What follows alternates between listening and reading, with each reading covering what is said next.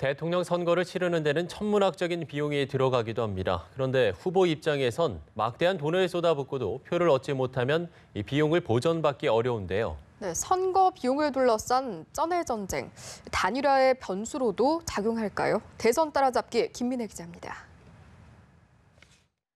대선을 치르는 데는 돈이 필요합니다.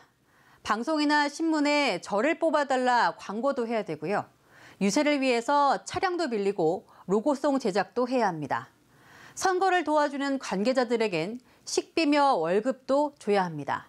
대선이 쩐의 전쟁으로 불리는 이유이기도 합니다. 대선 후보가 후원을 받든 대출을 받든 선거 비용을 충당하는 것은 결코 만만치 않은 일입니다. 그런데요, 이렇게 끌어다 쓴 비용을 보전받는 것은 더 어렵습니다. 바로 15%의 벽을 넘어야 하기 때문이죠. 15% 바로 득표율 이야기입니다. 대선에서 득표율이 15%가 넘으면 선거관리위원회에서 전액을 보전받을 수 있습니다. 올해는 최대 509억 9,400만 원까지 돌려받을 수 있다고 하네요. 하지만 득표율이 10%에 미치지 못한다면 한 푼도 받지 못하게 됩니다. 10에서 15% 사이라면 절반은 받습니다. 지난 18대 대선 당시 새누리당 박근혜 후보와 민주통합당 문재인 후보 모두 득표율이 15%가 넘어 전액을 보전받았습니다.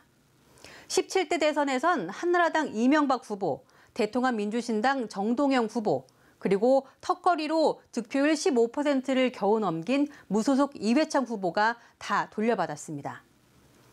지지율이 낮은 후보 입장에선 당선 가능성은 물론 선거 비용에서도 고민이 많을 수밖에 없는 겁니다. 이 때문인지 몰라도 현재 지지율이 낮은 범보수 일각에선 돈 때문이라도 연대에 나서지 않겠느냐는 자조 섞인 관측이 나오고 있습니다. 그래서 선거 비용 보전 문제가 후보 단일화의 변수로 작용할 수 있다는 말도 나옵니다. 단일화 시점과 관련해선 여러 시나리오가 있습니다. 우선 정치권에선 투표용지를 인쇄하는 30일 전까지를 단일화 마지노선으로 봅니다. 대선 후보 등록을 마쳐야 하는 16일 이전도 거론되고 선관위가 당에 선거보조금을 지급하는 18일 이후가 될 거란 전망도 나옵니다. 다만 선거보조금을 받는 18일 이후 후보가 중도 사퇴해도 반납해야 하는 규정이 없다는 게 정치적 부담입니다. 보조금만 받고 출마하지는 않는 이른바 먹튀 논란인데요. 지난 대선에서도 통합진보당 이정희 후보가 선거 보조금을 받은 뒤 사퇴해서 먹튀 비난을 샀습니다.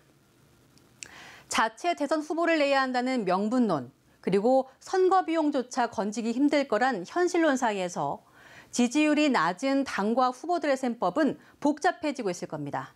연합뉴스TV 김민혜입니다.